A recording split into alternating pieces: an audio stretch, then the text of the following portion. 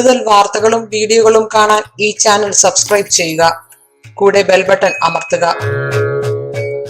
നമസ്കാരം. 27 നക്ഷത്രത്തിന് സാമ്പത്തികമായും ജീവിതത്തിൽ ഉന്നത ഉണ്ടാകുന്നതിനുമായിട്ട് അനുഷ്ഠിക്കേണ്ട കർമ്മങ്ങളും സാമ്പത്തിക അഭിവൃദ്ധി ഉണ്ടാകാൻ വേണ്ടി അവർ ചെയ്യേണ്ടതായ ആചാരാനുഷ്ഠാനങ്ങളുമാണ് നമ്മൾ ഇന്ന് പറയുന്നത്.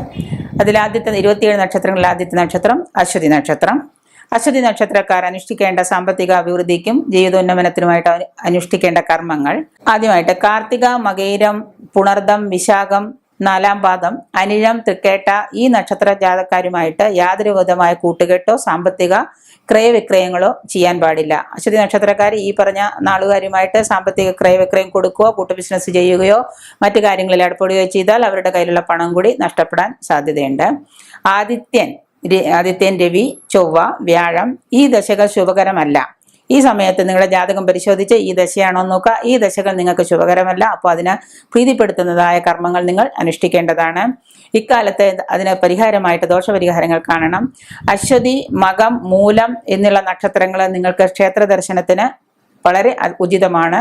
ആ ദിവസങ്ങളിൽ നോക്കി ക്ഷേത്ര ദർശനം നിർബന്ധമായും ചെയ്യേണ്ടതാണ്. ഗണപതിയെ പൂജിക്കുന്നത് ഗുണകരമാണ്. ഗണപതിക്ക് സർവവിഘ്നഹരം ദേവം ജപം ചെയ്യാം.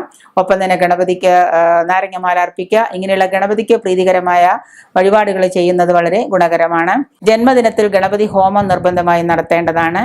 വിനായക ചതുർത്ഥിയിൽ നിങ്ങൾ വ്രതം അനുഷ്ഠിക്കണം. ചൊവ്വയും അശ്വതിയും ചേർന്ന് വരുന്ന ദിവസം, ചൊവ്വയാവാം അശ്വതി നാളും അന്ന് വരികയാണെങ്കിൽ അന്നേ ദിവസം നിങ്ങൾ സുബ്രഹ്മണ്യ ഭജനം നടത്തുന്നത് അശ്വതി നക്ഷത്രത്തിന് സാമ്പത്തികമായിട്ട് ഉയർച്ചയുണ്ടാകുന്നതാണ്. ഭദ്രകാളി പൂജ നടത്തുന്നതും ഭദ്രകാളി ഭജനം ചെയ്യുന്നതും ഭദ്രകാളി 10 നിർബന്ധമായും പാരായണം ചെയ്യുന്നതും അശ്വതി നക്ഷത്രക്കാർക്ക് വളരെ ഉചിതമാണ്. ചുവന്ന വസ്ത്രങ്ങൾ ധരിക്കുക.